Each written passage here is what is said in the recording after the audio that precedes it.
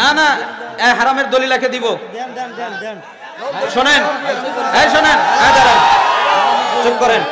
আল্লাহ রাসূল বলেছেন, কাফা বিল মারে কাজবানি ও হাদ্দাসা বিকুল্লি সামিয়া, একজন বক্তার, আমার মতো একজন বক্তার মিথ্যুক হওয়ার জন্য এতটুকু যথেষ্ট, শরীয়তের কোনো কথা বলে দিল তদন্ত না করে আর কণ্ঠস্বরে বক্তব্য চলবে না, বক্তব্যের সুন্নাত। 1 মিনিট, এই ছেলে, এই যা খাতাবা, যখন আল্লাহ রাসূল বক্তব্য দিতেন, অহমারা তাই নহু, 2 চোখ লাল হয়ে যেত, অস্তাদা গাজাবু, তার রাগ বেশি হয়ে যেত, আলা সৌতহু, তার কণ্ঠ উঁচু হয়ে যেত, কান্নাহু মনে জোরে যায় যেন তিনি সৈন্য দলকে ধমক দেখাচ্ছেন, এই করো সেই করো।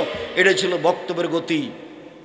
একবারে পরিবেশ ঠান্ডা, যেখান দিয়ে যাবে ছিঁড়ে ছিঁড়ে চলে যাবে, যাতে করে কথা আপনার মনে থাকে রাসূলের মুখের কথা। এটাই ছিল বক্তৃতার সুন্নাত। সব কিছু উল্টে গেল। অজু করে 2 রাকাত সালাত আদায় করলে জান্নাতে নবীর আগে আগে হাঁটার সুযোগ হবে। আল্লাহর নবী সকালে বেলাল রাদিয়াল্লাহু তাআলা আনহুকে বললেন, বেলাল, আমি যতবারই জান্নাতে ঢুকি দেখি তুমি আমার আগে আগে হাঁটো, বলো তো বেলাল কি কারণ? তো বেলাল রাদিয়াল্লাহু তাআলা আনহু বললেন যে আমি ওযু করেই 2 রাকাত সালাত আদায় করি, ওযু করলেই, আর আজান দিলে 2 রাকাত সালাত আদায় করি। তো আল্লাহ রাসূল বললেন, হ্যাঁ এই জন্যই তুমি আমার আগে আগে হাঁটো। বুখারী মুসলিম। এরপরে আজান দিলে 2 রাকাত সালাত, আজানের পরপরই 2 রাকাত সালাত, বিনিময় এটাই আল্লাহ রাসূলের আগে আগে জান্নাতে হাঁটার সুযোগ হবে। প্রমাণে বুখারী মুসলিমের হাদিস। 3 নম্বর ছিল ইশরাকের সালাত, সূর্য ওঠার সাথে সাথেই। এটার পরিস্থিতি হলো ফজরের সালাত জামাতে পড়ে মসজিদে বসে থাকতে হবে, তাসবিহ তাহলিল করতে হবে, পেশাব পায়খানার প্রয়োজন হলে যেতে হবে, সূর্য উঠলে 2 রাকাত সালাত। তো ইশরাকের সালাত যদি 2 রাকাত সালাত কেউ আদায় করে তাহলে সে কবুল হজ এবং কবুল উমরার নেকি পাবে। কবুল হজ মানে লোকটা হয়ে গেছে সেই দিনের মতো যেদিন তার মাতাকে জন্ম দিয়েছে, নিষ্পাপ হয়ে গেছে, তার নাম হলো কবুল হজ। তো ইশরাকের 2 রাকাত সালাত আদায় করলে কবুল হজের সমান এবং কবুল উমরার সমান নেকি হয়। 4, মসজিদে ঢোকেই 2 রাকাত সালাত। আল্লাহ বলেছেন কোরআন মাজিদে যে মসজিদ হলো আল্লাহর ঘর। তো আল্লাহর ঘরে বসতে হলে ওর কাছে অনুমতি নিতে হবে। তো অনুমতি তো আর এইভাবে নেওয়া যাবে না যে আল্লাহ আমি আপনার ঘরে বসতে চাচ্ছি, বসবো কি? এইভাবে পদ্ধতি নেই। তো পদ্ধতি হলো এই যে ঢুকে যদি বসতে চাও তাহলে 2 রাকাত সালাত আদায় করতে হবে। হাদিস বুখারী মুসলিম। বুখারী মুসলিম, আবু দাউদ, নাসাই, তিরমিজি, ইবনে মাজাহ, বাইহাকি, দারমি, দাইলামি, দারিকুতনি, ইবনে হিব্বান, ইবনে আওয়ানা, মুসনাদ হাক, মুসনাদ বাজার, মুসনাদ আহমদ, মুসনাদ ইয়ালা, যত হাদিস গ্রন্থ আছে সবটাতে আছে। মসজিদে ঢুকে বসা যাবে না, বসলে অনুমতি নিতে হবে, নইলে দাঁড়িয়ে থেকে কোনো কাজ করে চলে যেতে হবে। যে কোনো সময় সূর্য উঠছে, সূর্য ডুবছে, সূর্য মাথার উপরে, খুতবা চলছে, যা হবে হোক, মসজিদে ঢুকে বসতে চাইলে 2 রাকাত সালাত, তাছাড়া বসা হবে না। এটা হলো ওর কাছে অনুমতির পদ্ধতি। তো অনুমতি না হলে বসা হবে না, এই কথা মুহাম্মদ সাল্লাল্লাহু আলাইহি সাল্লাম বলেন। হাদিস বুখারী মুসলিম। তারপরে চাস্তের 2 রাকাত সালাত, চাস্ত 7:30, 8টা এরকম সময় চালাই। ওই যে মোটর সাইকেলে চলে আসছে, তোমরা ওখান থেকে দেখতে পাও না?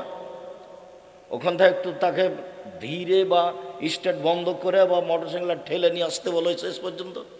আমি ওটা ঠেকাবো? পাহারা দিচ্ছে, তোমরা প্রোগ্রাম ডেকেছো কেন? আমি কি তোমরা বাদাম খাবার আমি কথা বলবো এটা তুমি মনে করলে? আমি কাহিনী বলতে এসেছি। অতএব তোমরা আবার পাড়ার ছেলেরা ওইদিকে দাঁড়াও, মধ্যে দাঁড়াও, ওই দিকে দাঁড়াও, পরিবেশ একবারে যেন পিপিলিকা এদিক ওদিকে যেতে না পারে এরকম হিসাব করে দাঁড়াও। আর যারা মোটর সাইকেল স্টার্ট দিয়ে যাচ্ছেন তাদেরও একটা ইতস্তবোধ থাকা দরকার যে আমি এখানে আল্লাহ এবং আল্লাহ রাসূলের হাদিসের অনুবাদ করছি, আপনি এই বৈঠকের পাশ দিয়ে স্টার্ট দিয়ে চলে যান কিভাবে? মানে বিদ্যা তো নেই, বুদ্ধিও কি নেই? একটু করে খান তো। মাছ দিয়ে ভাত খেলে তো কাঁটা ফেলে খান, কাঁটা সহ তো খান না, তার মানে একটু বুদ্ধি আছে। তো বিদ্যা দিয়ে কাজ না নিতে পারলে তো বুদ্ধি দিয়ে তো নিতে হবে। বিদ্যা ভিন্ন জিনিস, বুদ্ধি ভিন্ন জিনিস। একটা মূর্খ মানুষেরও বুদ্ধি আছে। চাস্তের সালাত 2 রাকাত আদায় করলে সুবহানাল্লাহ বলে যত নেকি হয়, আলহামদুলিল্লাহ বলে যত নেকি হয়, লা ইলাহা ইল্লাল্লাহ বলে যত নেকি হয়, সুবহানাল্লাহ বললে যত নেকি হয়, ভালো কাজের আদেশ করলে যত নেকি হয়, মন্দ কাজের নিষেধ করলে যত নেকি হয়, সব মিলে যত নেকি হয়, চাস্তের 2 রাকাত সালাত আদায় করলে তত নেকি হয়।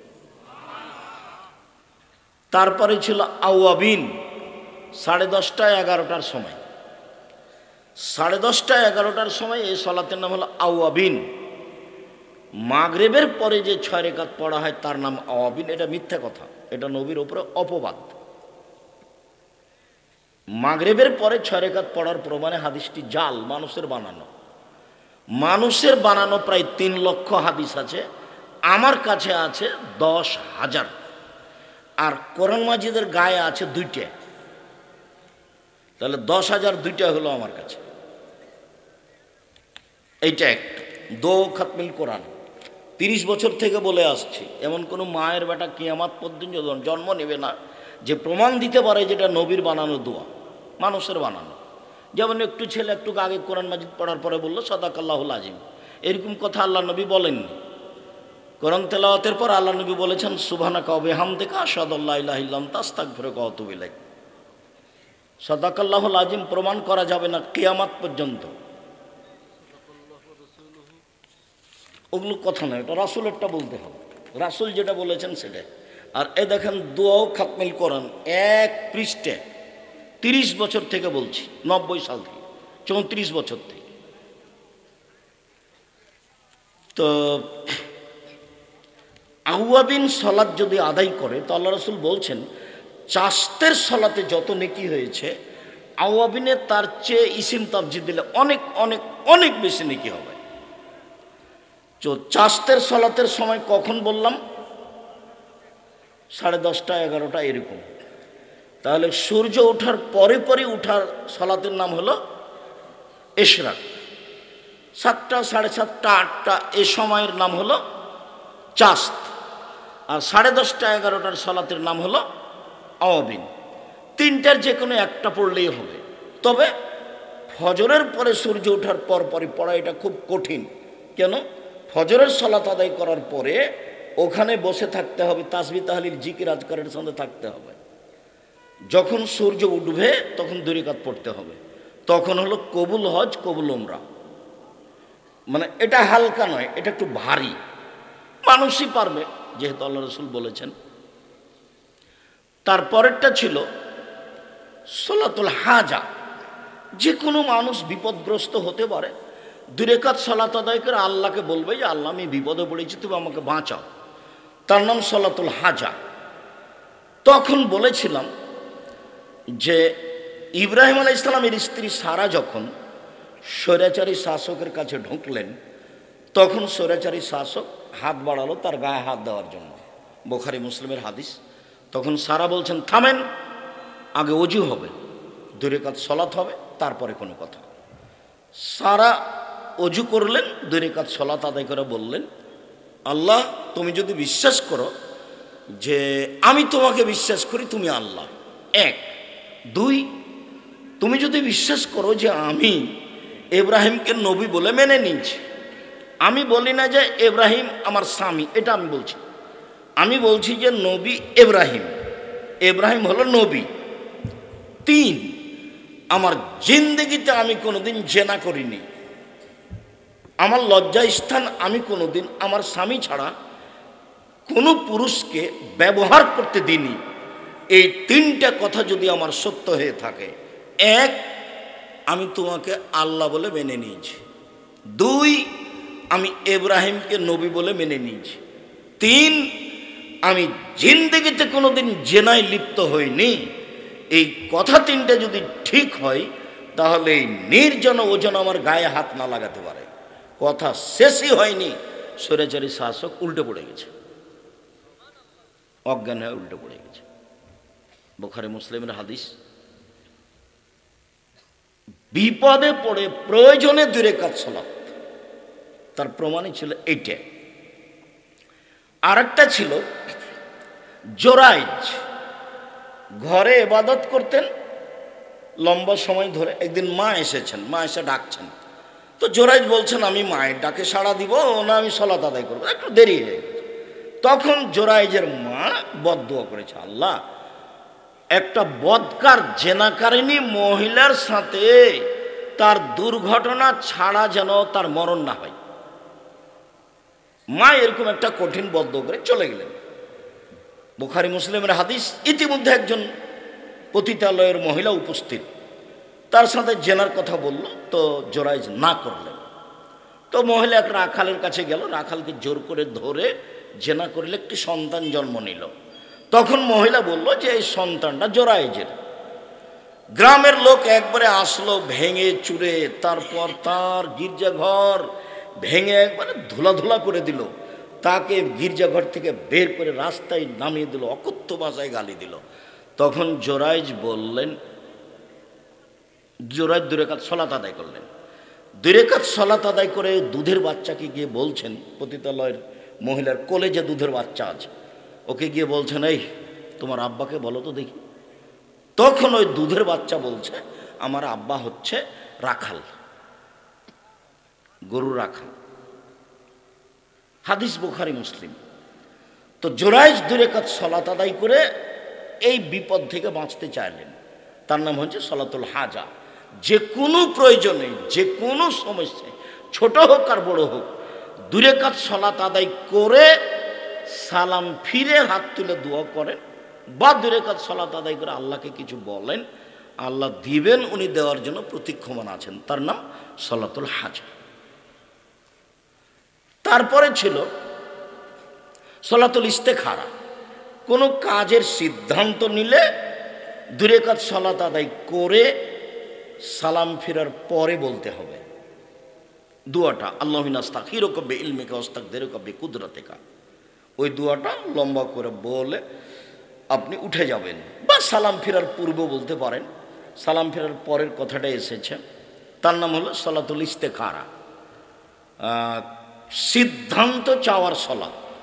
আমি এই জমিটা নিব কি না, আমিও কাজটা করব কি না, এই সিদ্ধান্তের সালাতের নাম হচ্ছে সালাতুল ইস্তেখারা।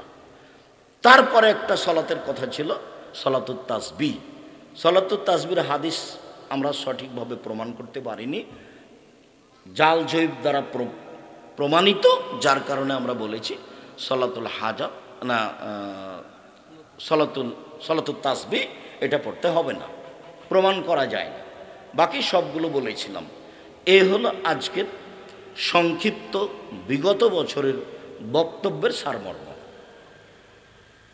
আশা যে পালন করেছেন, যদি করে না থাকেন তাহলে মাঝে মধ্যে করবেন, করা উচিত। বয়স আজকে 40, কদিন পরে দেখবেন 60, তারপরে দেখবেন নাই। আর জোর করে ধর্ম মানিয়েন না।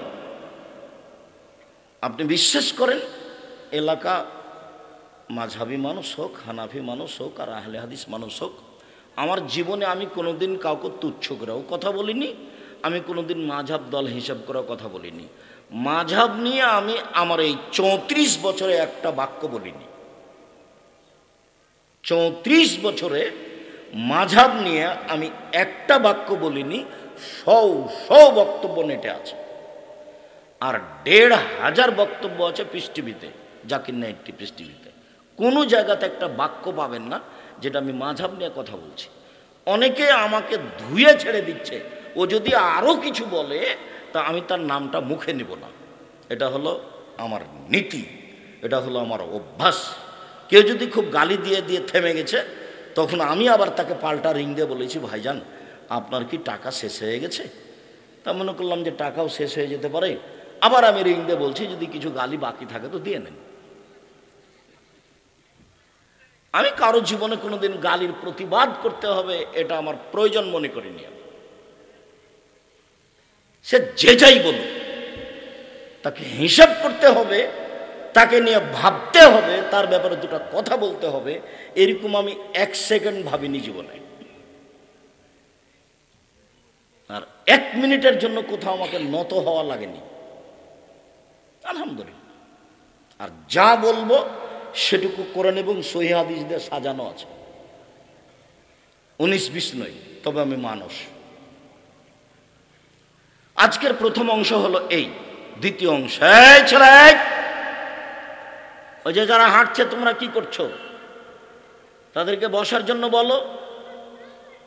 একটু বিবেচনা বুদ্ধি তো বিবেক তো নেই। এসেছে বাজার করতে, আবার বাজার করা শেষ হলে চলে যাচ্ছে। এক একটা বাক্যের মূল্য কোটি টাকা। বাক্যগুলো মোহাম্মদ সাল্লাল্লাহু আলাইহি সাল্লামের মুখের। ইতস্তবোধ আছে, হিসাববোধ আছে কি নির্বাচন যে আপনার মতো আসবে না, আপনার মতো চলে যাবেন? মনে রাখবেন, আমি আব্দুর রাজ্জাক বিন ইউসুফ যদি কোনোদিন আসি, অন্তত 10 কিলোমিটার আশেপাশে যত দিনী ভাই বোন আছেন সবাই আসবেন। আপনি তো আসবেন, হিন্দুকে আসতে হবে। আমি তারও কিছু না কিছু উপকার করবই করবো ইনশাআল্লাহ। আপনি এদেশে হাজারো হিন্দু পাবেন যে আমার বক্তব্য ঘন্টার ঘন্টা শোনে। এমনও হিন্দু আছে যে বক্তব্য শুনতে শুনতে ঘুমায় মোবাইল চালু করে দিয়ে। সে তার পরিবারে এই বক্তব্য কিছু কাজে লাগায়, নইলে অন্তত তার বউকে বলে, এই ভাত রান্নার সময় চাউল যেন পড়ে না থাকে। চাউল পড়ে থাকলে বরকত আমাদের বাড়িতে যে আল্লাহর পক্ষ থেকে একটা, ভগবানের পক্ষ থেকে একটা বরকত আছে, উঠে যাবে। বহু অংশ তার উপকার করে। দ্বিতীয় অংশ হলো এই নারীদের মর্যাদা। নারীকে আল্লাহ সৃষ্টি করেছেন পুরুষ মানুষকে মূল্যায়ন করার জন্য, পুরুষ মানুষকে শান্তি তৃপ্তি দেওয়ার জন্য। আল্লাহ তাআলা বলেন, অমিন আয়াতিহি খালাকালাকুম মিন আনফুসিকুম আজওয়াজান লিতাসকুনু ইলাইহা। পৃথিবীর মানুষ, আমি তোমাদের পাশ থেকেই, তোমাদের মধ্য থেকেই তোমাদের স্ত্রীদেরকে সৃষ্টি করেছি যাতে তোমরা শান্তি তৃপ্তি পাও। তার মানে তোমাদের স্ত্রীদেরকে সৃষ্টি করেছি তোমাদের শান্তি তৃপ্তির জন্য।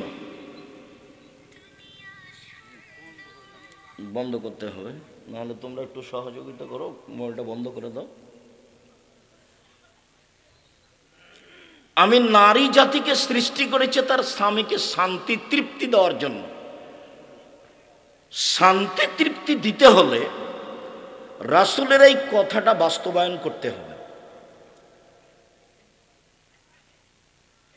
মুআবিয়া ইবনে হাকিম ইবনে মুআবিয়া আল কোশাইরি বলছেন যে আমি একদা আল্লাহ রাসূলকে বললাম, মা হাক্কু যাওজাতিনা যাওজাত আহদিনা আলাইহি। আল্লাহর নবী, আমাদের স্ত্রীরা আমাদের কাছে কি পায়, আমরা তাদের কি করতে পারি? আমাদের স্ত্রীরা আমাদের কাছে কি পায়, আমরা কি পাওনা আদায় করব? তখন তিনি বললেন, শোনো, আন আত এমাহা এজা তায়ামতা, তুমি খেলে তাকে খাওয়াবা, তুমি খেলে তাকে খাওয়াবা। অতাকসুহা মাত্তাসাইতা, তুমি পড়লে তাকে পড়াবা। তার মানে খাওয়ার জিম্মেদারি আপনার, খেতে দেওয়ার জিম্মেদারি আপনার, কাপড় চুপড় দেওয়ার জিম্মেদারি আপনার। 3, অলা তুকাব্বে, কখনো স্ত্রীকে কটু কথা বলো না। কটু কথা, তোমার ঠোঁটটা মোটা। কটু কথা, তোমার রংটা কালো। কটু কথা, তোমার স্বভাব ভালো লাগে না। কটু কথা, তোমার মা এই। কটু কথা, তোমার বাপ এই, টাকা দিতে চেয়ে দিল না। কোনো সময় স্ত্রীকে সংসার পরিচালনায় কটু কথা বলবেন না। কটু কথা বললে ওকে যে উদ্দেশ্যে সৃষ্টি করা হয়েছে সেটা বাস্তবায়ন হবে না। সেটা হলো শান্তি তৃপ্তি। বরং এর উল্টাটা করবেন, বেশি বেশি প্রশংসা করবেন। ও হচ্ছে প্রশংসা প্রিয়। 3 জায়গাতে খুশি করার জন্য মিথ্যা হলেও বলা যায়। তার একটা হলো স্ত্রীর সামনে স্ত্রী খুশি হবে এমন কোনো কথা যদি মিথ্যাও হয় সেখানেও বলা যায়। হাদিস বুখারী মুসলিম, এই কথা মুহাম্মদ সাল্লাল্লাহু আলাইহি ওয়াসাল্লাম বলে। অতএব তাকে খুশি করে রাখতে হবে, এটাই হবে আপনার লক্ষ্য উদ্দেশ্য, আল্লাহর লক্ষ্য উদ্দেশ্য বাস্তবায়ন করার জন্য। হ্যাঁ, তোমার কথা খুব ভালো, তোমাকে দেখতে খুব ভালো লাগে, তোমার চালচলন ভালো, তোমার মতো কোনো মেয়ে দেখি না, খুব তাকে স্নেহ জানাবেন আর আদর করবেন। স্ত্রী এত আদরের, ওরা এত আদরের, ওরা এত আদরের, ওরা হচ্ছে বগুড়া সোনাতলা হাটের আদরের মালসা। ওদের আদর করতে হয়, ওদের ঘেরে রাখতে হয়, ওদের ঢেকে রাখতে হয়। যত আদর করবেন, যত ঘেরে রাখবেন, যত ঢেকে রাখবেন, তত শান্তি তৃপ্তি বেশি পাবেন। বেশি প্রশংসা করে যদি বলেন যে পা টিপা দাও, সারা রাত পা টিপে দেবে। আর যদি মুখ খারাপ করেন তো বেটি যদি বাড়িতে থাকে তাহলে বলবে তোর বাপকে 1 গ্লাস পানি দিয়ে। আর যদি না থাকে, বৌমা থাকে, তাহলে তোমার বাপ শ্বশুরকে 1 গ্লাস পানি দিয়ে আসো। আর যদি বেটি বা বৌমা কেউ না থাকে, তাকে 1 গ্লাস পানি দেওয়াই লাগে, তো এইভাবে বলবো, এইভাবে দিয়ে থাকুস করে রেখে চলে যাবে। মানে আপনার সাথে কথাটাকে ভালো লাগে না। এমনও মহিলা আছে যে তার স্বামীর মুখের দিকে দেখে না, নিরুপায় হয়ে সংসার করে। বলছে আব্দুর রাজ্জাক সাহেব, আপনি তো বলেন যে স্বামীকে মানতে হবে তিতা লাগলেও মিঠা লাগলেও, তো তার মুখখানি এত খারাপ যে আমি দেখতেই পারি না, তো আমি তাকে কেমনে মূল্যায়ন করব? কটু কথা বলবেন না, গালি দিবেন না। আমি এ কথা বলিনি, এ কথা মুহাম্মদ সাল্লাল্লাহু আলাইহি ওয়াসাল্লাম বলেছেন। 4, মারাও যদি কোনো সময় লাগে সংশোধনের জন্য, যেখানে আদর আছে সেখানে মায়ের আছে, যেখানে আদর আছে সেখানে মায়ের আছে। আদর দিয়ে হয় না যখন মায়ের তখন। এই কথা মুহাম্মদ সাল্লাল্লাহু আলাইহি ওয়াসাল্লাম বলেন, এই কথা আল্লাহ তাআলাও বলেন। মারলেও মুখের ওপরে মারা হবে না, এ কথা তিনি বলেন। স্কুলে মাস্টারেরা আগে থাপ্পড় মারত ছাত্রদের, মানে মাস্টারের তো জানা নাই যে মারতে হবে কোথায়। মাস্টার তো আর কোনো এই হাদিস পড়েনি, ওর মাস্টার যা পড়িয়েছে উনি তাই পড়েছেন। শিক্ষার জন্য যদি চীন যেতে হয় তবুও যাও, কথা তো মিথ্যে, কেউ তো দেখে না। দেশকে ভালোবাসা ইমানের অঙ্গ, কথা তো মিথ্যে, কেউ তো দেখে না। ধর্ম এমনিতেই চলছে। ধর্ম সৌদি আরব থেকে বের হয়ে ইরাকে ঢুকেছে, ইরাকে গিয়ে আরবি ভাষায় ধর্ম বানানো হয়েছে, বিকৃত করা হয়েছে আরবি ভাষায়। সেইগুলো ইরানে গেছে, ইরানে গিয়ে সেটা ফার্সি ভাষা হয়েছে। সেইটা এসেছে ভারত, বাংলাদেশ, পাকিস্তানে। যারা নিয়ে এসেছে তারা ছিল মোগল, তাদের ভাষা ছিল ফার্সি, তারা ছিল তরিকাপন্থী, চিশতিয়া তরিকাপন্থী। কাজে ধর্মটাই বিকৃত হয়ে ভারত, বাংলাদেশ, পাকিস্তানে এসেছে। তারা যখন চলে গেছে 750 বছর পরে, তখন ইংরেজ থেকেছে এদেশে 190 বছর। তাহলে মোট কত হলো? 7, 8, 9, 940। 940 বছর সঠিক ধর্ম মানুষ খুঁজবে, এরকম পরিবেশ আসেনি, যার কারণে এলোমেলো হয়ে গেছে। আমি আছি 90 সাল থেকে বগুড়াতে আমার বক্তব্য শুরু, যার কারণে বগুড়ার লোককে আমি অন্তর থেকে ভালোবাসি। 90 সাল থেকে আমি মানুষকে বলে আসছি ধর্মের নামে বিকৃত ধর্ম আছে, আপনারা একটু সতর্ক হন। আর তার সাথে এ কথা বলেছি, আজ যদি উমর রাদিয়াল্লাহু তাআলা আনহু বেঁচে থাকতেন আজ এই অবস্থায়, তাহলে এ দেশের 1999 জন বক্তার আজীবন জেল হতো, যারা কোনোদিন ধর্মের নামে বাইরে যেতে পারতো না।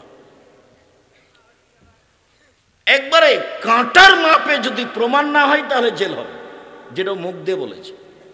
1 মিনিট একটু পরে সেটা বলছে, এই কথাটা আগে শেষ হোক। 4, মুখের ওপরে মারো না। 5, ওয়ালা তাহজুরহা ইল্লা ফিল বাইতে, তুমি তোমার স্ত্রীকে তোমার বাড়ি ছাড়া কোথাও যেতে দিও না। খালার বাড়ি যেতে পাবে না, ফুফুর বাড়ি যেতে পাবে না, মায়ের বাড়ি যেতে পাবে না, নানির বাড়ি যেতে পাবে না। জরুরি প্রয়োজন ছাড়া বাড়ি ত্যাগ করতে পারবে না। বাজারে যাওয়া তো বহু দূরের কথা।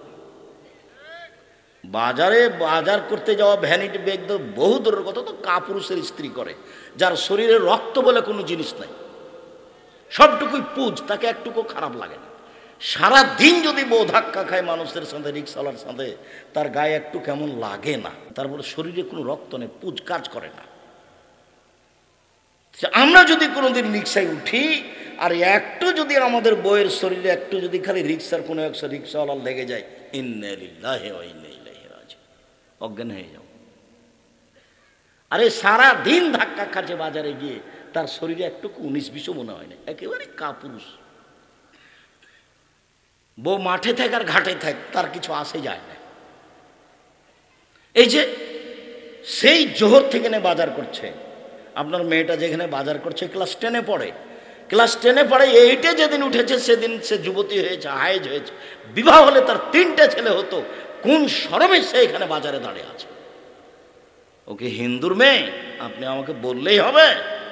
জন্ম দিয়েছেন আপনি, কন্ট্রোল করবেন আপনি। তাহাজ্জুদ পড়ে জান্নাত কিনতে চান না, হলে হিসাব 3 শ্রেণীর মানুষ জান্নাতে যাবে না। আল্লাহ রসুল বলছেন আবাদা, কখনো না। 3 শ্রেণীর মানুষ জান্নাতে যাবে না। এক, আর দায়ুস, যার স্ত্রী বউ মেয়ে বেপরদায় চলেও জান্নাতে যাবে না, হজ করলেও হবে না, তাহাজ্জুদ পড়লেও হবে না। 2, আর রাজলাতু মিনান নিসায়ে, পুরুষের বেশধারী নারী, যারা পুরুষের জুতা স্যান্ডেল পরে, যারা পুরুষের শার্ট প্যান্ট পরে, যারা পুরুষের পোশাক পরে, তারা জান্নাতে যাবে না। তাহাজ্জুদ পড়লেও হবে না, হজ করলেও হবে না। সম্মানিত দিনী ভাই বোন, মধ্যখানে একটা কথা মনে পড়লো, সেই কথাটা আগে বলি। এই কথা আল্লাহ রাসূল দুঃখ আফসোস করে বলেছেন, পৃথিবীর মানুষ মনে রেখো, আমার উম্মাত ইহুদি খ্রিস্টানের সাথে মিশে যাবে কৃষ্টি কালচারে, কথাবার্তাতে, পোশাক আশাকে, চলাফেরাতে, কাগজ কলমে, অফিস আদালতে, খাওয়া পানিতে, সব কিছুতেই আমার উম্মাত ইহুদি খ্রিস্টানের সাথে মিশে যাবে। ডান হাতের বিঘত যেমন বাম হাতের সমান, সমান সমান মিশে যাবে।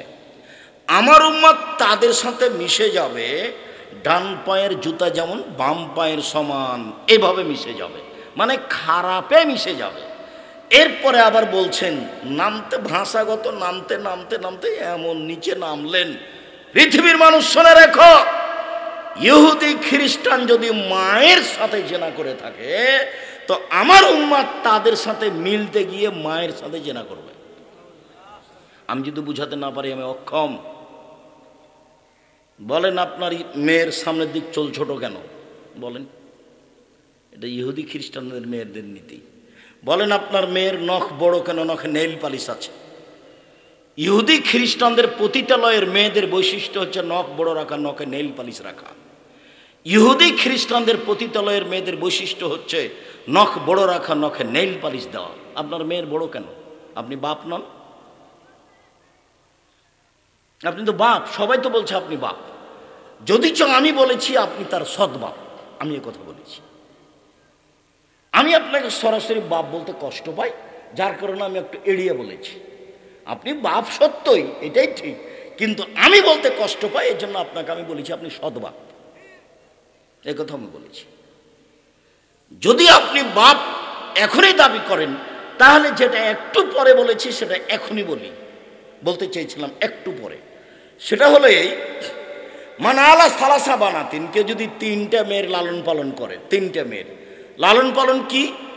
1, আল্লামাহুন্না, তাকে বিদ্যা শিখিয়ে দিল। 2, আদ্দাবাহুন্না, তাকে শিষ্টাচার শিখিয়ে দিল। 3, জাওয়াজাহুন্না, তার বিবাহ দিয়ে দিল। তাহলে এই মেয়ে বিচারের মাঠে, মেয়ে 3টি বিচারের মাঠে বাপকে জাহান্নাম থেকে বাঁচানোর জন্য অন্তরাল হয়ে যাবে। ওইদিকে থাকবে জাহান্নাম, আর এদিকে থাকবে তার পিতা, আর মধ্যে থাকবে মেয়েরা। মেয়েরা বলবে আমার পিতার জন্য আগে জান্নাত ঘোষণা হবে, তারপরে এখান থেকে সরব। তার অন্তরাল, তার মানে যে কোনো মূল্যে মেয়ে তার বাপকে জান্নাতে নিয়ে যাবেই যাবে। আল্লাহর নবী বলছেন কুনাল্লাহু সিতরান মিনান নার, মেয়েরা অন্তরাল হয়ে যাবে, অন্তরাল জাহান্নাম থেকে। এই কথাটা আর একটু পরে বলি। এখন যে জন্য এই হাদিসটা বললাম সেটা হলো এই যে বাপে মেয়েকে বিদ্যা শিখিয়ে দিল, তারপরে শিষ্টাচার শিখিয়ে দিল। শিষ্টাচার কি জিনিস? শিষ্টাচার কি ঘোড়ার ডিম? মানুষে কিন্তু ঘোড়ার ডিম বলে, কিন্তু কেউ কেউ দেখেছে কোনো দিন? তার মানে নেই। তাহলে শিষ্টাচার কি ঘোড়ার ডিম? শিষ্টাচার কি জিনিস? তাহলে কি নখ বড় রাখা, নেল পালিশ দেওয়া, সেটাই শিষ্টাচার? তাহলে কি মাথার চুল সামনের দিক ছোট রাখা মেয়ের, সেটাই শিষ্টাচার? তাহলে কি আপনার ওই ভুরু উপর নিচে থেকে তুলে চিকন করে রাখা, সেটাই শিষ্টাচার? তাহলে কি ব্রেশিয়ার পরে বেশি বয়সের মেয়ে কম বয়সের দেখাবে, সেটাই কি শিষ্টাচার?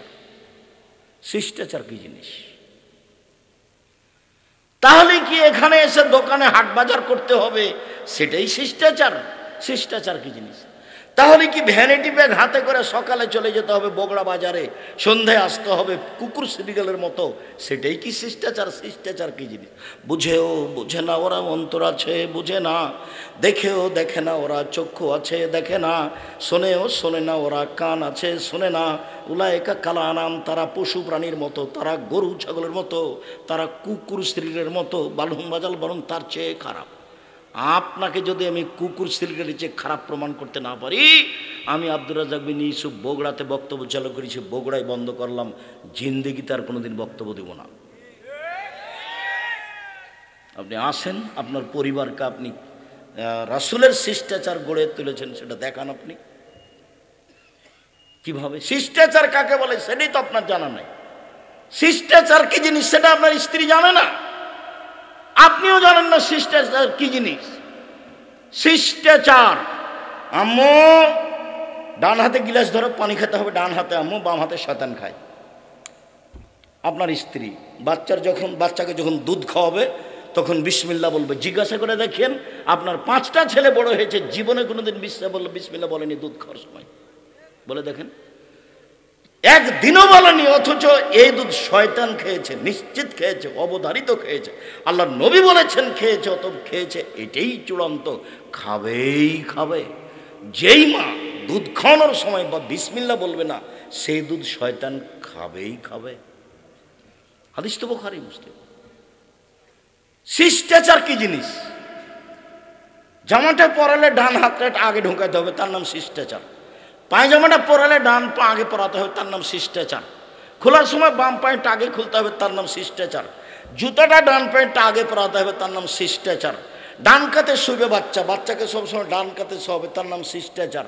পেশাব পায়খানায় গেলে বলবে আম্মু দোয়া পড়ে ঢোকো, তার নাম শিষ্টাচার। বের হবে বলবে আম্মু দোয়া পড়ে বের হও, তার নাম শিষ্টাচার। জিন্দেগিতে বাপ মা শিষ্টাচার শিখেনি, ওরা হলো বাপ মা। বাপে বিবাহ দিয়েছে, বউ স্বামীর কাছে গেছে, সেই জন্য বাচ্চা হয়ে গেছে, তার নাম বাপ মা। বাপ মা কাকে বলে? শিষ্টাচার কি জিনিস?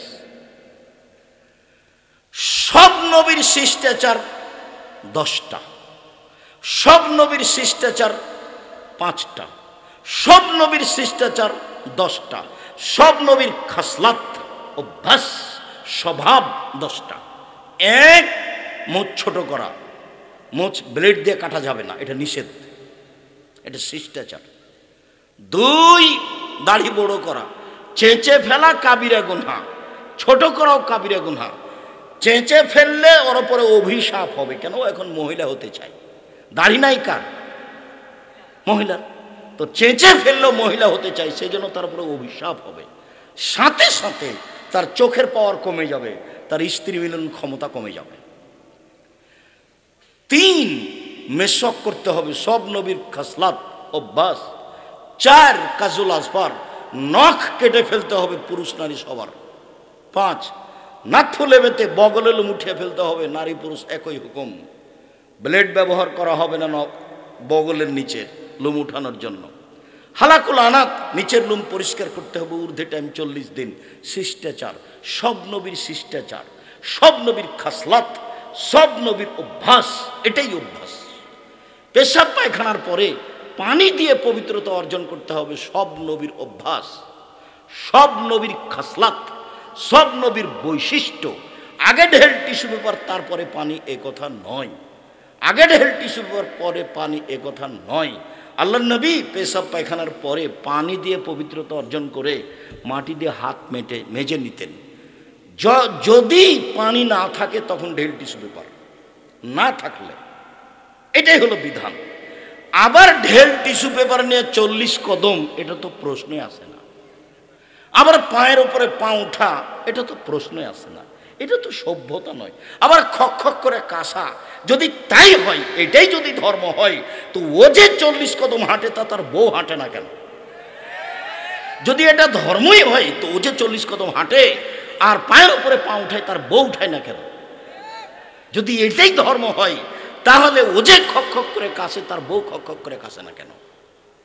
মুহাম্মদ সাল্লাল্লাহু আলাইহি সাল্লামের নীতি, সব নবীর নীতি, সব নবীর খাসলাত, সব নবীর অভ্যাস, সব নবীর আদাত, পেশাব পায়খানার পরে পানি দিয়ে পবিত্রতা অর্জন করতেন। ওযু করার সময় নাকে পানি দিয়ে নাকটাকে ঝাড়তেন। আল্লাহ নবী বলছেন নাকে শয়তান বসবাস করে। সব নবীর অভ্যাস। আর একটা হাদিসে এসেছে নবীদের অভ্যাস আতর গায়ে দেওয়া, নবীদের অভ্যাস বিবাহ করা, নবীদের অভ্যাস লজ্জা করা। লজ্জা, লজ্জা হলো অভ্যাস, খাসলাত, স্বভাব। লজ্জা আছে যার, ইমান আছে তার। লজ্জা নেই যার, ইমান নেই তার। লজ্জা যত বেশি হবে, ইমান যত বেশি হবে, পাপ তত কম হবে। ইমান যত কম হবে, পাপ তত বেশি হবে। বোরকা পরলেও হবে, তাহাজ্জুদ পড়লেও হবে, হজ করলেও হবে। প্রতি বছর যদি রমজানে উমরা করিয়ে যে, তবু তার পাপ বেশি হবে। কেন? তার ইমান কম। পাপ কি দিয়ে ঠেকানো যায়? ইমান দিয়ে ঠেকানো যায়। পাপ কি দিয়ে ঠেকানো যায়? ইমান দিয়ে। বোরখা পরে ঠিকই, প্রেমের গল্প করে ঠিকই, তাহাজ্জুদ পড়ে ঠিকই, প্রেমের গল্প করে ঠিকই। তাহাজ্জুদ পড়তে উঠেছে মুরব্বী মানুষ, 60 বছর বয়স, তখন মনে করছে অজু করে সালাত তো পড়বো, তো একটু টিভিটা চালু করে দেখি। একবারে দেওয়াল ভর্তি টিভি আছে। অজু করে এসে তাহাজ্জুদ পড়ার পূর্বে টিভি চালু করেছে, আর ল্যাংটা মেয়ে চলে এসেছে। তো গেছে, এখন তাহাজ্জুদ গেছে, চক্ষু ঠান্ডা করে, কলিজা ঠান্ডা করে, চক্ষু ঠান্ডা করে, কলিজা ঠান্ডা করে, জানটা সহাত করে ল্যাংটা বেটি ছেলেকে দেখে জান্নাত কিনতে চায়। জান্নাত অত সহজ? জান্নাত পড়ে আছে, জান্নাতেও নারী আছে, সর্বোচ্চ সুন্দরী। আল্লাহ বলছেন ওরা এত সুন্দরী, জান্নাতের মেয়েরা এত সুন্দরী, ওরা এত সুন্দরী, ওদেরকে দেখে মনে হবে ঝিনুকের মধ্যে লুকানো মুক্তা। একথা আল্লাহ বলছেন। ওদেরকে জিন কোনোদিন স্পর্শ করেনি, ওদেরকে মানুষ কোনোদিন স্পর্শ করেনি। ওদের চক্ষু হবে লম্বা লম্বা, টানা টানা, ডাগর ডাগর। আল্লাহ বলছেন ওদের মাথার চুল হচ্ছে লম্বা লম্বা, কোঁকড়া কোঁকড়া, কুচকুচে কালো। জান্নাতের মেয়ে তুমি ভোগ করতে চাও এই রং মাখানো পতিতালয়ের মেঘে দেখে চক্ষু ঠান্ডা করে? আবার কথা একটা ভেতরে জাগলো, 3 শ্রেণীর মানুষ জান্নাতে যাবেই। আগে বলেছিলাম যে 3 শ্রেণীর মানুষ জাহান্নামে যাবেই। তার মধ্যে ছিল এইসব বেশরমা মেয়ে যারা নগ্ন পোশাকে চলে, পুরুষের পোশাকে চলে। কথার মধ্যে আছি আমরা। তো 3 শ্রেণীর মানুষ জান্নাতে যাবেই। এক, আল্লাহর ভয়ে কাঁদে যে।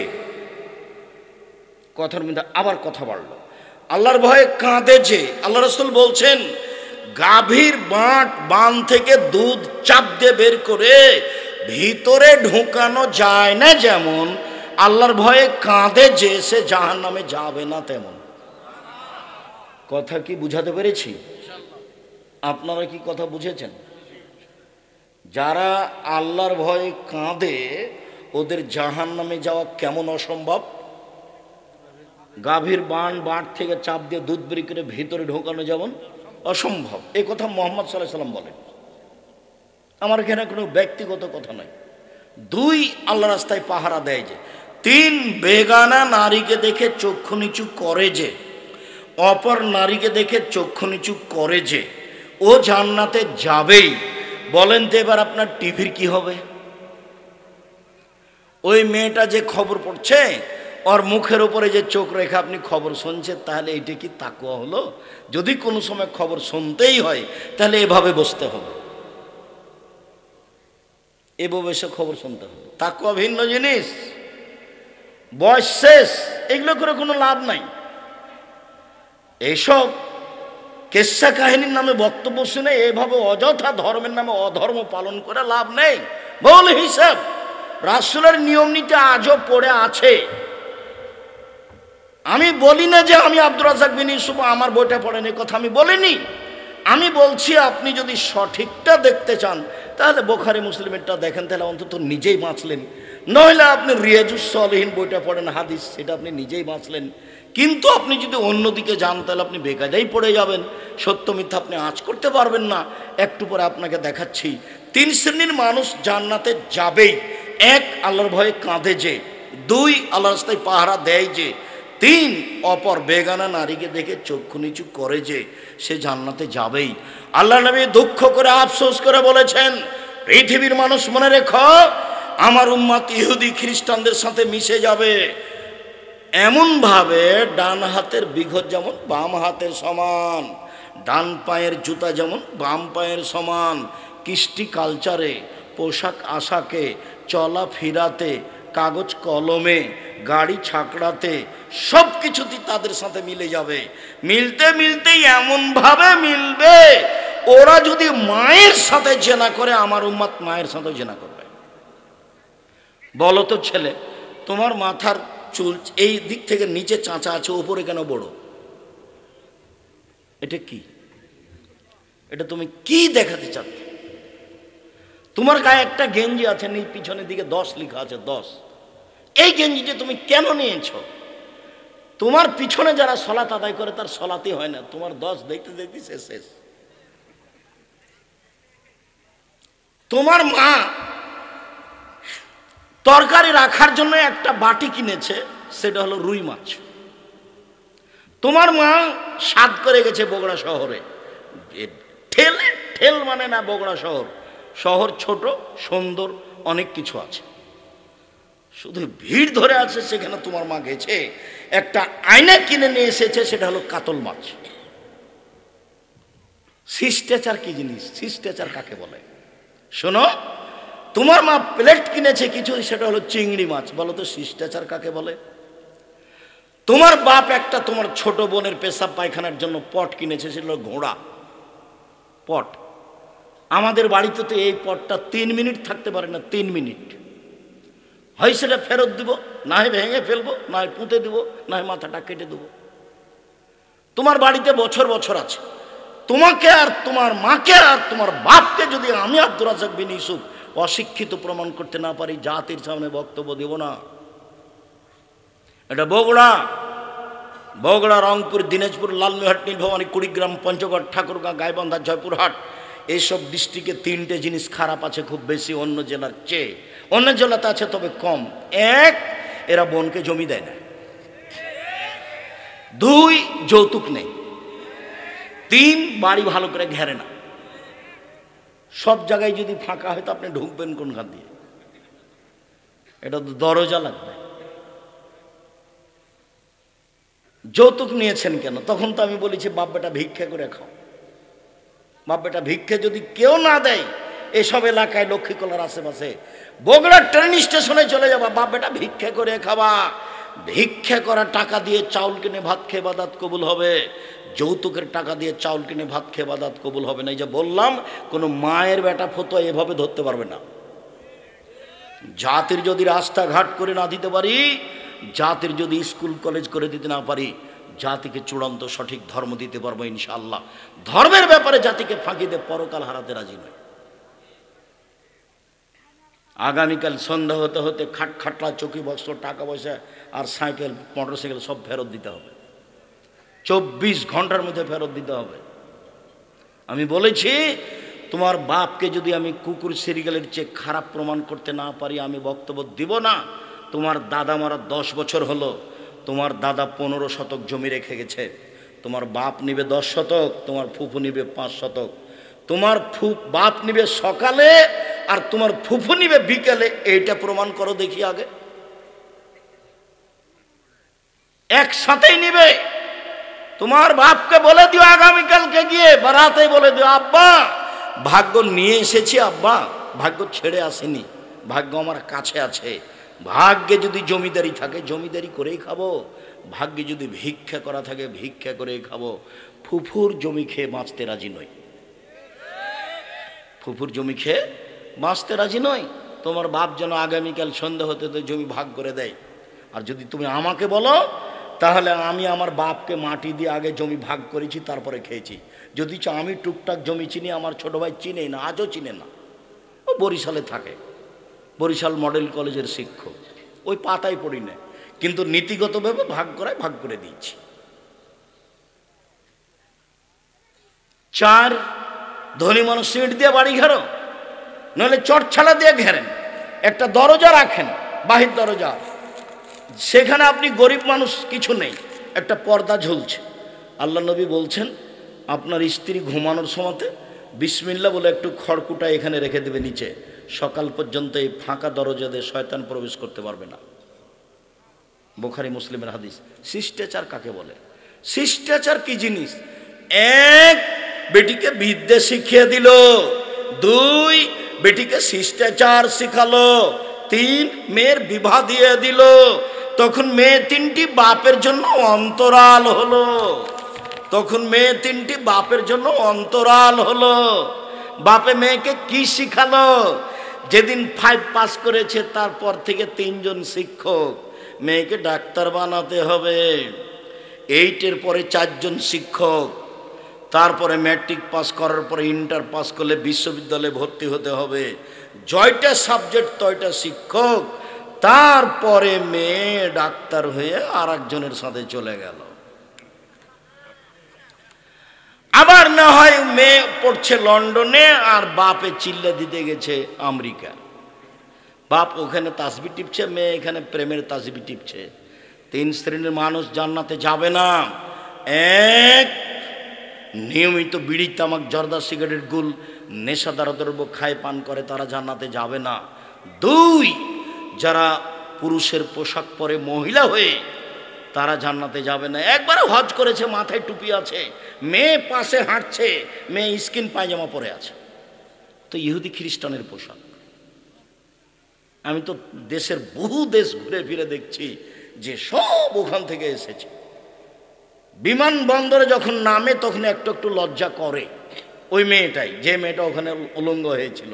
তারপরে কিছু কিছু এখন এটা কমে গেছে, যেহেতু এখন বাপও কিছু বলে না, এখন মাও কিছু বলে না।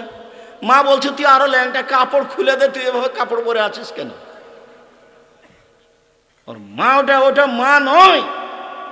রাসূল সাল্লাল্লাহু আলাইহি সাল্লাম বলেছেন বাপ মা যদি ইহুদি হয় ছেলে মেয়ে ইহুদি হবে, বাপ মা যদি খ্রিস্টান হয় ছেলে মেয়ে খ্রিস্টান হবে।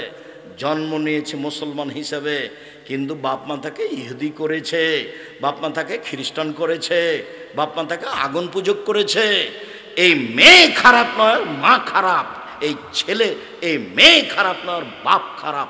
এ কথা আমি বলিনি, এ কথা মুহাম্মদ সাল্লাল্লাহু আলাইহি সাল্লাম বলেছেন। হাদিস বুখারী মুসলিম। ছেলে মেয়ে জন্ম দিলে 7ম দিনে নাম রাখতে হবে, 7 দিনের দিনই রাখতে হবে। 7 দিনের দিন একটা ছাগল জবাই করতে হবে, কানা হোক, ন্যাংড়া হোক, 2 মাসের হোক, পা ভাঙা হোক, হাত ভাঙা হোক, একটা আকিকা দিতেই হবে। 7 দিনের দিন দিতেই হবে। চাঁপাই নবগঞ্জের ভাষাতে আপনি তো দিবেন, আপনার বাপকে দিতে হবে, ওটা বাপের জিম্মেদারি। 14 দিনে চলে না, হাদিস ঠিক নয়। 21 দিনে চলে না, হাদিস ঠিক নয়। জীবনে একদিন চলে না, হাদিস ঠিক নয়। 7 দিনের দিনই দিতে হবে। কানা খোড়া দেন, 200 টাকা দিয়ে দেন, 500 টাকা দিয়ে দেন। এ কি কুরবানি? কুরবানি মানে বিশাল ব্যাপার, কুরবানি মানে নেকির ব্যাপার, কুরবানি মানে বিশাল ব্যাপার। চোখ ভালো কিনা দেখো, কান ভালো কিনা দেখো, পা ভালো কিনা দেখো, লেজ ভালো কিনা দেখো, খুর ঠিক আছে কিনা দেখো, তরু তাজা কিনা দেখো, সিং ঠিক আছে কিনা দেখো, সুন্দর ঝকঝকে টকটকে দিকে কিনো, মোটা তাজা, নেকির ব্যাপার। ফাঁকি দেওয়ার কোনো সুযোগ নাই। বেশি টাকা আছে রাজস্থান থেকে উট কিনে নিয়ে এসো, না আছে ষাঁড় কিনো, না আছে খাসি কিনো, না আছে ছাগল কিনো, নইলে ভেড়া কিনো। ভেড়া ভেড়ি কম টাকা দিয়ে, ভাগে টাকা দিয়েছে ওনারা হারাম টাকা, আর আপনার হালা টাকা কে বুদ্ধি দিল? হইল আমি দিন, আমি কোনোদিন এরকম বুদ্ধি দিইনি। কুরবানি দেন নেকির জন্য, আর আকিকা 7 দিনের দিন দিতে হবে। চাঁপাই নবমজের ভাষাতে আপনি তো দিবেন, আপনার বাপকে দিতে হবে। 7 দিনের দিন 4টা কাজ: 1 ছাগল জবাই করা, আকিকা দেওয়া; 2 মাথা নেড়ে করা। ডাক্তার বলেছেন মাথার পরে নেড়ে করতে হবে, আপনি বলবেন করবই 7 দিনের দিনই করব, নবী বলেছেন। 3 চুল সম পরিমাণ রূপা, ওই পরিমাণ টাকা ফকির মিসকিনকে দিয়ে দেওয়া। 4 নাম রাখা, আঁকিকে দেওয়া, মাথা নেড়ে করা, চুল সম পরিমাণ রূপা দান করে দেওয়া। এটা রাসূলের বিধান। ধর্ম পাগল হয়নি, ধর্ম রাজশাহী চাঁপাইনবাবগঞ্জের হাওয়াই লাড্ডু নয় যে আপনি খাবেন না বা ছেড়ে দিবেন, এটা নয়। 1 গ্লাস পানি পান করলে 5টা বিধান লাগে, তার নাম ধর্ম। 1 গ্লাস পানি পান করলে 5টা বিধান লাগে, তার নাম ধর্ম। পীর সাহেব দিয়ে চলে না, বড় হুজুর দিয়ে চলে না, রূপক ধর্ম বুজুর্গানে দিন দিয়ে চলে না। 1 গ্লাস পানি পান করলে কয়টা বিধান লাগে? 5টা। 1 ডান হাতে ধরতে হবে, 2 বিসমিল্লাহ বলতে হবে, 3 শ্বাসে পান করতে হবে, 4 বসে পান করতে হবে, 5 পান শেষে আলহামদুলিল্লাহ বলতে হবে। একবারে নগদ ধর্ম, মারিফতি দিয়ে চলে না, চুপে চুপে চলে না, সব নগদ ধর্ম। একবারে সব টাটকা তাজা নগদ, কোনো জায়গাতে চুপচাপ নাই, সব খোলা। একবারে একটা মানুষ দিয়ে বাস্তবায়ন করে দিয়েছেন ধর্মকে আল্লাহ, তার নাম মুহাম্মদ সাল্লাল্লাহু আলাইহি সাল্লাম, তার নাম নবী। ওনাকে আমাদের মাঝে কি করেছেন? রেখে পুরো জীবনটাকে স্ত্রী মিলন সহ, চলাফেরা সহ, খাওয়া ফেরা সহ, সালাত আদায় সহ সব আমাদের সামনে রেখে চলে গেছে দিয়ে। কি করতে হবে তাকে নগদ দেখা গেছে। সাহাবীরা সেটা করে রেখে গেছে, তাবিরে সেটা করে রেখে গেছে। এখানে গোপনীয় কিছু নেই। শুনুন সম্মানিত দিনী ভাই বোন, মহিলাদের কথা আর একটু বলে এখান থেকে আর চলে যায়, আমরা লম্বা আলোচনা না করি। মহিলাদের জন্য 4টা কাজ করলে জান্নাতের সব দরজা খোলা। 1 5 ওয়াক্ত সালাত, 2 হালাল রুজি, 2 রমজান মাসের রোজা সিয়াম, 3 স্বামীকে মেনে চলা, 4 জেনায় লিপ্ত না হওয়া, 1 5 ওয়াক্ত সালাত, 2 রমজান মাসের সিয়াম রোজা, 3 স্বামীকে মেনে চলা। তিতা লাগলেও মানতে হবে, মিঠা লাগলেও মানতে হবে, স্বামীর মুখ খারাপ হলেও মানতে হবে। আব্দুর রাজ্জাক সাহেব, ওকে যে আমি সহ্যই করতে পারি রে, মাস কথা বলতে পারি না, যদি তাই হয় তাহলে খোলা তালাক করে নেন, কাজীর কাছে যান, খোলা করে নেন। 30 দিন পরে বিবাহ বসতে পাবেন, সমস্যা নেই। স্বামী ভালো হলেও আপনি খোলা তালাক নিতে পারেন, কোনো সমস্যা নাই। এ তো আপনি বলছেন তার মুখের দিকে আমি তাকাইতে পারি না, আপনি ঝুলন্ত অবস্থা আছেন কেন? পৃথিবী অনেক বড়, বিধান ও প্রশস্ত, আপনি তার সাথে থাকলে তাকে মেনেই চলতে হবে, জরুরি। যদি না মেনে চলেন খোলা তালাক করে নিতে হবে, এটাও জরুরি। আমি আপনার দিনী ভাই, আপনাকে পরামর্শ দিচ্ছি, তিতা লাগুক মিঠা লাগুক আপনি মেনেই চলেন, ভালো হবে। আর আপনার স্বামী যদি থাকে তাহলে তাকে বলি, মনে রাখবেন একটা কথা, আল্লাহ নবী বলেছেন খাইরুকুম লিআহলি ওয়া খাইরুল লিআহলি। পৃথিবীতে সবচেয়ে ভালো মানুষ সেই যে স্ত্রীর কাছে ভালো, পৃথিবীতে ভালো মানুষ সেই যে স্ত্রীর কাছে ভালো। আমি মুহাম্মদ সাল্লাল্লাহু আলাইহি সাল্লাম নিজে আমার স্ত্রীদের কাছে ভালো। খারাপ মানুষ সেই যে স্ত্রীর কাছে খারাপ। অতএব স্ত্রীকে মূল্যায়ন করার চেষ্টা করেন, ওকে অপমান করিয়েন না, জরুরি প্রয়োজন ছাড়া বাড়ির বাইরে যেতে দিয়েন না, নইলে আপনার ক্ষতি হবে। বিবাহের বাড়ি তো বহু দূরের কথা, হাট বাজার তো বহু দূরের কথা, জরুরি প্রয়োজন ছাড়া মায়ের বাড়ি, খালার বাড়ি, ফুফুর বাড়ি যেতে পারে না। এখানে দুপুর থেকে বাজার করছে, এটা তো বহু দূরের কথা। দেখলে আমি কষ্ট পাই, ওটা কিন্তু একজন মুসলিম মানুষের মেয়ে, আপনার মেয়ে, জবাব আপনাকে দিতে হবে। এবার চলেন এইটুকু রেখে চলে আসে এখানে।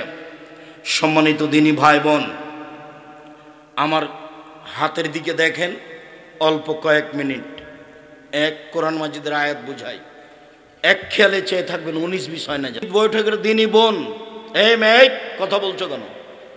এদিকে দেখো, আল্লাহ বলছে আতিউল্লাহ ওয়া আতিউর রাসূল ওয়া লা তুবতিলু আমালাকুম। পৃথিবীর মানুষ, আল্লাহকে মানো, 1। 2, পৃথিবীর মানুষ নবীকে মানো। 3, পৃথিবীর মানুষ তোমরা তোমাদের আমলকে বাতিল করো না। 3 নম্বর বাক্যের সাথে আগের 2টা বাক্যের মিল নেই। আবার বুঝাই। 1, পৃথিবীর মানুষ আল্লাহকে মানো। আল্লাহ বলছেন পৃথিবীর মানুষ নবীকে মানো। 3 নম্বর বাক্য যদি এমন হতো তাহলে ভালো হতো, তাহলে তোমরা জান্নাত পাবা। তাহলে মিল ছিল। 1, আল্লাহকে মানো। 2, নবীকে মানো। 3, তাহলে জান্নাত পাবা। এটাতে মিল হচ্ছে না কথাটা? কিন্তু আল্লাহ এভাবে বললেন না। 1, আল্লাহকে মানো। 2, নবীকে মানো। 3, তোমাদের আমল বাতিল করো না। বলেন তো শেষের বাক্যের সাথে আগের 2টার কি মিল হলো? মিল হয়নি। তো কি কথা তাহলে? 1, আল্লাহকে মানো মানে শিরক করো না। শিরক করলে 3 নাম্বার আমল বাতিল হবেই। 2, নবীকে মানো মানে বেদাত করো না। বিদাত করলে আমল বাতিল হবেই। হুজুর যত বড়ই হোক, পাগড়ি যত বড়ই হোক, জুব্বা যত বড়ই হোক, বিচার মাঠে রেহাই হবে না। কবি নজরুল ইসলাম বলেছেন, মসজিদের পাশে কবর দিও ভাই, তাহলে এই গুনাহগার গোরাজাব হতে পাইবে রেহাই। যদি তাই হয় তাহলে মানুষ মরার সময়তে বলবে ছেলেকে, বেটা একটা মসজিদ তৈরি করো বেটা, আমাকে সেখানে কবর দিও। আমি বলেছি মসজিদের পাশে কেন? যদি আপনার বাপের কবরটা কাবা ঘরের নিচে হয় তবুও হবে না। বিচারের মাঠে বিচার আমল দিয়েই হবে। কি দিয়ে বিচার হবে? আমল দিয়েই হবে। আমি মানহানি করিনি ঠাকুরের। ঠাকুর বলেছে ও কালিমা তোমার আকাশ, ও কালিমা তোমার বাতাস। তখন আমি বলেছি তোর বাপের আকাশ। ঠাকুর এ কথা বলতে পারে, আমি তো এ কথা বলতে পারি না। আমি বলি না, আমার ছেলে বলে না, আমার মেয়ে বলে না, আমার পরিবার বলে না, মুখ দিয়ে উচ্চারণ করি না। ঠাকুর বলতে পারে ও কালিমা তোমার আকাশ, ও কালিমা তোমার বাতাস। ও মা তোমার আকাশ, ও মা তোমার বাতাস। মাকে মাকে একটু একটু পড়াশোনা করো, একটু হিসাব নিকাশ হয় না? আমি তো বহুদিন থেকে বলে আসছি, আমার জানা অনুপাতে 71 সাল থেকে না এখন পর্যন্ত কোনো শিক্ষিত মানুষ শিক্ষামন্ত্রী হয়নি। ঠাকুর বলল ও কালিমা তোমার আকাশ তোমার বাতাস, আর আমার ছেলে মেয়ে দিনরাত বলবো ও কালিমা তোমার আকাশ তোমার বাতাস। এ হতে পারে না। আমি তখন বলেছি তোর বাপের আকাশ। তো 5,000 কোটি টাকার মামলা হলো সিলেটে। আমি ঠাকুরের নিন্দা করেছি। জজ আমাকে বলছে, আব্দুর রাজ্জাক সাহেব আপনি কি পিস টিভির আলোচক? আমি বললাম জি হ্যাঁ। তখন জজ বলছে আপনার মামলাটা খারিজ করে দিলাম। সম্মানিত দিনী ভাই বোন, আমি যে কোনটা আপনাকে বুঝাই, কেন যে সব এরকম হয়ে গেল। আলেম ওলামা যদি একটু চিন্তা ভাবনা করতো তাহলে তো একটা হতো। আল্লাহকে মানো মানে শিরক করো না। আর বগুড়াতে কাছাকাছি শিরক অনেক, তবে চট্টগ্রাম, বরিশাল, সিলেট, নোয়াখালী, কুমিল্লা শিরক দিয়ে ঢাকা আছে। নবীকে মানো মানে বিদাত করো না। নবীকে মানো না বিদাত করো না। সাদাকাল্লাহুল আজিম যদি নবীর মুখের না হয় তাহলে এটা বিদাত হয়। এটা নবীর মুখের হতে হবে, নইলে তা বিদাত হতে হবে। দোয়া 3 লাইনের একটা আর 1 পৃষ্ঠার একটা। 90 সাল থেকে মাঠে আছে। 90 সালে বক্তব্য চালু হয়েছে বগুড়ায়, বীরকুষ্টিয়ে। সেদিন থেকে মাঠে আছি, বলে আসছে 90 সাল থেকে। এটা হয় নবীর প্রমাণ হতে হবে, না হয় বিদাত হতে হবে। কথা বুঝতে পারেননি? আর এখানে আছে কোরআন কারিম আছে, আর বহু জায়গাতে কি আছে? কোরআন শরীফ আছে। প্রমাণ করেন দেখি। নবীর মুখের হতে হবে, নইলে তা বাতিল বলে গণ্য হবে। একটা হাদিস, তারপরে একটু দেখাবো। আল্লাহ রাসূল বলছেন পৃথিবীর মানুষ বাল্লিগু আন্নী ওয়ালা আয়া, আমার একটা কথা জানা থাকলে অন্যকে বলো। 2, ওয়া হাদিসু আন বানি ইসরাঈল আল হারাজ, বানি ইসরাঈলের কাহিনী বলো, কোনো দোষ নেই। 3, মান কাযাবা আলাইয়া মুতাআম্মিদান ফালিয়াতাবাওয়া মাকাদাহু মিনান নার। কেউ যদি কোনো কথা আমার নামে বলে, কেউ যদি ধর্ম বলে কোনো কথা আমার নামে বলে, সেই কথা যদি আমার না হয় তাহলে তার থাকার জায়গায় জাহান্নাম, জুব্বা যত বড়ই হোক। হাদিস বুখারী মুসলিম। আবার বলি, এক, আমার একটি কথা জানা থাকলে অন্যকে বলো। দুই, বনী ইসরাইলের কাহিনী বলো। তিন, কেউ যদি কোনো কথা আমার নামে বলে, সেই কথা যদি আমার না হয় তাহলে তার থাকার জায়গা জাহান্নাম। এভাবে বললেন, কিন্তু আগের মতো করে বললে ভালো হতো। আগে যেমন বলছিলাম, এক, আমার একটি কথা জানা থাকলে অন্যকে বলো। দুই, বনী ইসরাইল কাহিনী বলো। তিন, তাহলে তোমরা জান্নাত পাবা। এভাবে হলে কথাটা মিল হতো না? মিল হতো। এক, আমার একটি কথা জানা থাকলে অন্যকে বলো। একটা মানুষ আপনার সামনে বাম হাতে পানি খাচ্ছে, তখন আপনার কথা জানা, এই ছি ছি ছি ছি ছি ছি, বাম হাতে শয়তান খায়, ভাই ডান হাতে ধরেন, ডান হাতে ধরেন। এই যে আমার একটা কথা জানা আছে বলে দিলে, এই যে একটা কথা জানা আছে বলে দিলে, এটা বলে দিবা, ভয় না তোমার সুলিও হবে না, ফাঁসিও হবে না। ও বলতে পারে, আরে ছাড়েন, ডান হাত আল্লাহর দেওয়া, বাম হাত আল্লাহর দেওয়া, আপনি অত কথা ছাড় বলেন তো, সব হাদিস তুলে রাখেন, খাচ্ছি খাচ্ছি। এটাকে বলতে পারে, আপনার সুলিও হবে না, আপনার ফাঁসিও হবে না, আপনি বলেন। আল্লাহ নবী বলছে, মানে একটা কথা জানা থাকলে অন্যকে বলো, আপনি বলেন। আল্লাহ নবী বলছেন, বনী ইসরাইলের কাহিনী বলো, কোনো দোষ নেই, মানে সত্য কাহিনী বলো। যেমন 1 মিনিট, হাজার হাজার বছর আগেকার একটা কাহিনী। একটা লোকের কাছে জমি কিনে নিয়েছে। জমি কিনে নিয়ে চাষ শুরু করতে একটা স্বর্ণের পাতিল পেয়েছে। তখন জমি ক্রেতা স্বর্ণের পাতিল নিয়ে বিক্রেতার কাছে গেছে, গিয়ে বলছে, খুদ যাহাবাকা মিন্নি ইশতারিত মিনকাল আরদ ওয়ালাম মিনকাল যাহাব। আপনি আপনার স্বর্ণ নেন, আমি আপনার কাছে জমি কিনে নিয়েছি, স্বর্ণ কিনিনি। তখন জমি বিক্রেতা বলছে, বেইতুল্লাহর জমা ফিহা, আমি স্বর্ণের পাতিল নিব না, আমি জমিও বিক্রি করেছি, জমির ভিতরে যা কিছু ছিল সব বিক্রি করেছি, ওটাও নিব না। এই যে এই ঘটনা হাজার হাজার বছর আগেকার কাহিনী, মানে ইসরায়েলের কাহিনী, মানে সত্য কাহিনী বলো। এক, আমার একটি কথা জানা থাকলে অন্যকে বলো। দুই, বনী ইসরায়েলের কাহিনী বলো। তিন, কেউ যদি কোনো কথা আমার নামে বলে, সেই কথা যদি আমার না হয় তাহলে তার থাকার জায়গা জাহান্নাম। 1 মিনিট, আমি এখন যেটা বলছি সেটা আপনাকে আমি কষ্ট দেওয়ার জন্য বলিনি। সেটা হলো এই যে আপনি ওযু করলেন, যখন আপনি মাথা মাসা করলেন তখন কাঁধও মাসা করলেন, এভাবে কাঁধ মাসা করলেন।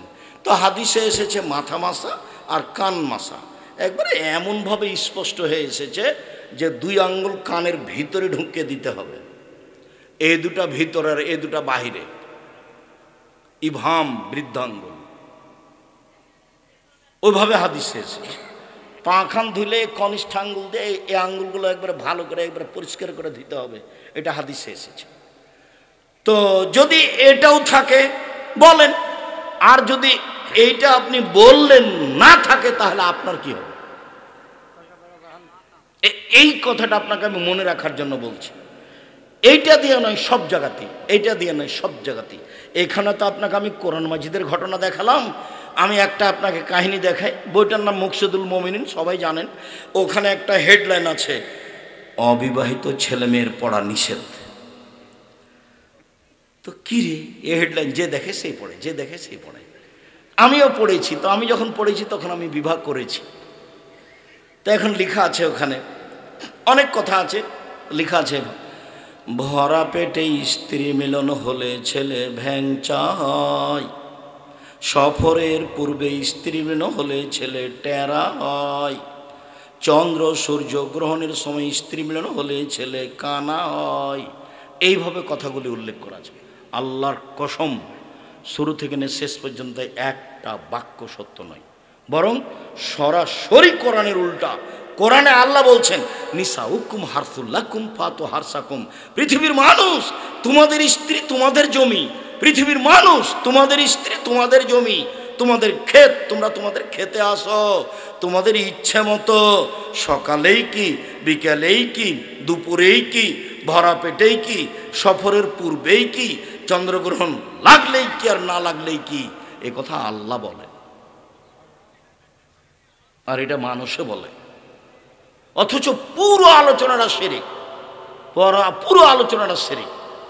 একবারে দেশ যদি আপনি শিরক বেদাত দেখেন তাহলে মনে হবে যে এটা বিপদ সীমার উপর দিয়ে চলছে। আল্লাহ নবী বলছে লাক্কানু মাতাকুম লা ইলাহা ইল্লাল্লাহ, লোকটা মরে মরে জান যায় যায়, লোকটা মরে মরে জান যায় যায়। হাদিসে এসেছে আল্লাহ রাসূল বলছেন, মুসলিম ওর পাশে বলো লা ইলাহা ইল্লাল্লাহ, মাঝে মধ্যে পাশে বলো লা ইলাহা ইল্লাল্লাহ। কেন? মান কানা আখিরু কালামি লা ইলাহা ফাদাখালাল জান্নাহ, মানুষের শেষ বাক্যটা যদি লা ইলাহা ইল্লাল্লাহ হয় তাহলে জান্নাতে চলে গেছে। এইটা না হয়ে কোরআন মাজিদ পড়া হচ্ছে তার পাশে, অথচ তার পাশে কোরআন মাজিদ পড়তে হবে এরকম কোনো হাদিস নাই। সূরা ইয়াসিন পড়ার প্রমাণে হাদিসটি জাল, আর এটা হাদিস মুসলিম। আল্লাহ নবী বলছেন পৃথিবীর মানুষটা মরে মরে যান যায় যায়, তার পাশে বলো লা ইলাহা ইল্লাল্লাহ, বলো মাঝে মধ্যে লা ইলাহা ইল্লাল্লাহ। সেও যদি কোনো ফাঁকে বলে ফেলে লা ইলাহা ইল্লাল্লাহ তাহলে সে কোথায় চলে গেছে? জান্নাতে চলে গেছে। রাসূলের মুখের ভাষা আপনি জোর করে বললেই হবে?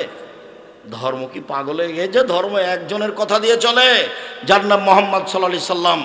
ওমর যত শক্তিশালী ইমানদার হোক না কেন, ওমর রাস্তা দিয়ে হাঁটলে ওই রাস্তা দিয়ে শয়তান হাঁটতো না। হাদিস বুখারী মুসলিম।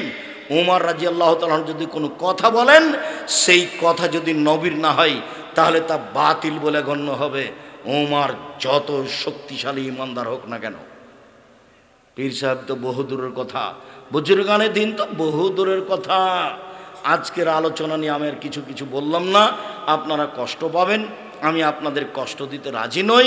তবে আপনি মনে রাখবেন আল্লাহ রাসূল বলেছেন কাফাবিল মারে কাজবানি হাদ্দাসা বিকুল্লি সামিয়া, একজন বক্তার, আমার মতো একজন বক্তার মিথ্যুক হওয়ার জন্য এতটুকু যথেষ্ট। শরীয়তের কোনো কথা বলে দিল তদন্ত না করে, আর কণ্ঠস্বরে বক্তব্য চলবে না, বক্তব্যের সুন্নাত। 1 মিনিট, এই ছেলে এই যা খাতাবা, যখন আল্লাহ রাসূল বক্তব্য দিতেন অহমারা তাই নাহু, 2 চোখ লাল হয়ে যেত, ওয়াস্তাদা গাজাবহু, তার রাগ বেশি হয়ে যেত, আলা সাউতুহু, তার কণ্ঠ উঁচু হয়ে যেত, কান্নাহু মনোজোর যায়, যেন তিনি সৈন্য দলকে ধমক দেখাচ্ছেন, এই করো সেই করো। এটা ছিল বক্তব্যের গতি। একবারে পরিবেশ ঠান্ডা, যেখান দিয়ে যাবে ছিঁড়ে ছিঁড়ে চলে যাবে, যাতে করে কথা আপনার মনে থাকে রাসূলের মুখের কথা। এটাই ছিল বক্তৃতার সুন্নাত। সব কিছু উল্টে গেল হুজুরের বক্তব্য শুনলে। তাই তো বলেছি দেশের আলেম ওলামার বক্তব্য শুনলে মনে পড়ে পুঁথির গানের কথা। পুঁথির গানের কথা মানে আমরা চাঁপাই নবাবগঞ্জের মানুষ গরমের দিনে বাড়ির খুলিতে চত্বরে পুঁথির বই পড়তো। পুঁথির বইটা ছিল এরকম, 6 মাসের রাস্তা মর্দ 6 দিনে গেল, ঘোড়ায় চড়িয়া মর্দ হাঁটিয়া চলিল। 6 মাসের রাস্তা মর্দ 6 দিনে গেল, ঘোড়ায় চড়িয়া মর্দ হাঁটিয়া চলিল। ফাতেমা কান্দিয়া কয় আজ বুঝি হুসাইন কারবালাতে শহীদ হয়। ফাতেমা কান্দিয়া কয় আজ বুঝি হুসাইন কারবালাতে শহীদ হয়। যেই দিন হুসাইন ইরাকের মাটিতে কারবালার মাঠে শহীদ হন, তার 49 বছর আগে ফাতেমা মারা গেছে।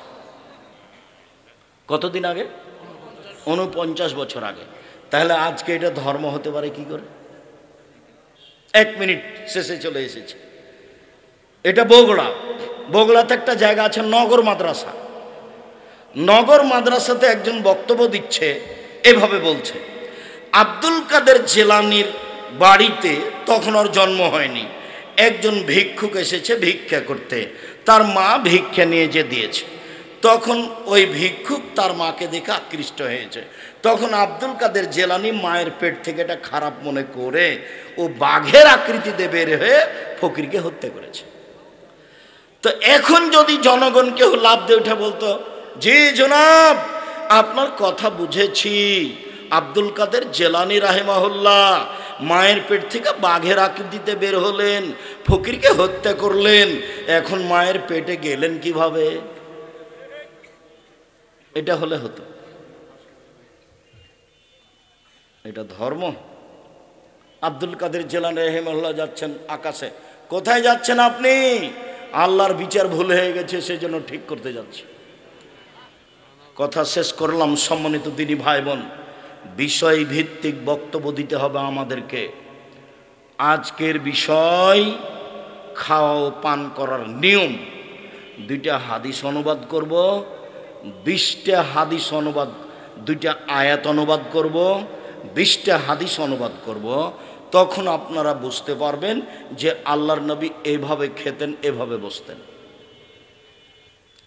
যখন নফল সালাতের আলোচনা করব তখন বলবো চাস্তের সালাতেই, এশরাকের সালাতেই, মসজিদে ঢোকার সালাতেই, ওজুর সালাতেই, প্রয়োজনের সালাতেই, ইস্তেখারার সালাতেই, আওয়াবিনের সালাতেই, তখন মানুষ বুঝবে যে সালাত হলো এই। শুকরিয়া, জাযাকুমুল্লাহ খায়ের। আল্লাহ তুমি আমাদেরকে হেফাজত করো এবং রাসূল সাল্লাল্লাহু আলাইহি সাল্লামের পদ্ধতিতে চলার তৌফিক দান করো।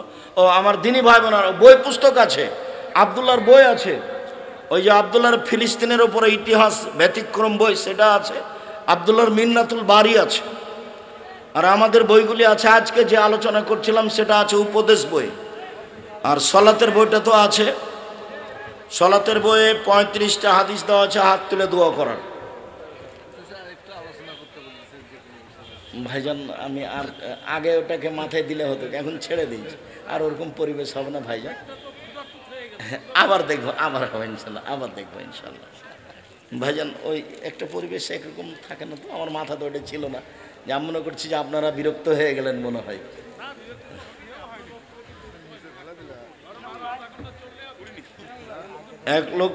এক লোক ঘরে ছবি ঝুলিয়ে রাখলে কতক্ষণ পর্যন্ত পাপ লেখা হয়? ছবি ঘরে রাখলে ফেরেশতা প্রবেশ করবে না, বড় পাপের কাজ। বিবাহের জন্য দিনদার মেয়ে খুঁজে পাবো কিভাবে? খুঁজতে বলো তোমার মাকে, তোমার বোনের রাখে, এলাকায় যাও, খোঁজ খবর নাও, খুঁজতে হবে, এটাই ঠিক। জান্নাতে যাওয়ার জন্য সহজ কিছু আমল বলে দিবেন। 5 ওয়াক্ত সালাত, হালাল রুজি, কোরআন তেলাওয়াত, আড্ডা না পিটা। আড্ডা পিটা চিরদিনের জন্য হারাম। আড্ডা পিটা কী জিনিস আব্দুর রাজ্জাক সাহেব? 2 জন যেখানে বসে গল্প করছে আপনি ওখানে যাবেন না, প্রয়োজন থাকলে সালাম দিয়ে কথা শেষ করে চলে যাবেন। ওখানে গিয়ে গল্প করার নাম হলো আড্ডা পিটা। আড্ডা পিটা চিরদিনের জন্য হারাম। 1 5 ওয়াক্ত সালাত, 2 হালাল রুজি, 3 কোরআন তেলাওয়াত, 4 আড্ডা পিটবেন না, জান্নাত হবে ইনশাল্লাহ। বাংলাদেশে ইসলামী খেলাফত দেশের এই ক্রান্তিকালে সব আলেম ওলামা ঐক্যবদ্ধ হয়ে, তাহলে যারা বৈঠক করছে তারা মাঝে মধ্যে বৈঠক করছে, আব্দুল্লাহ নিয়মিত সে বৈঠকে উপস্থিত হয়। এশার নামাজের পর সুন্নাত না পড়ে ভিতর 1 রেকাত পড়া যাবে কি? জি পড়েন, সুন্নাত পড়া ভালো, ভিতর পড়তেই হবে। 1 রেকাত পড়েন, 3 রেকাত পড়েন, সব 5 রেকাত পড়েন, সব বুখারী মুসলিমের হাদিস। জানাজা নামাজের সঠিক নিয়ম জানতে চাই। প্রথমে আল্লাহ আকবার বলে আউযুবিল্লাহ বিসমিল্লাহ সূরা ফাতিহা, বিসমিল্লাহ বললো এটা সূরা, তারপর আল্লাহ আকবার বলে দরুদ, তারপর আল্লাহ আকবার বলে বিশেষ দোয়া, তারপর আল্লাহ আকবার বলে সালাম। অনেকে বলছে গাজওয়াতুল হিন্দ যুদ্ধের সময় চলে এসেছে, আসতে পারে, হিন্দুস্তানে যুদ্ধ হবে। বাসর রাতে নামাজ ও নামাজে একামত দিতে হবে? জি না, ওটা নফল সালাত, ওতে একামত লাগে না। স্বামী স্ত্রী পড়বে, স্বামী আগে স্ত্রী পিছনে। বাংলাদেশ নিয়ে বিভিন্ন রকম। বায়তুল মোকাররম মসজিদ নাকি আগে হিন্দুদের মন্দির ছিল। হেস, নোংরা কথা তো, যেরকম ফালতু কথা জিজ্ঞাসা করো কেন?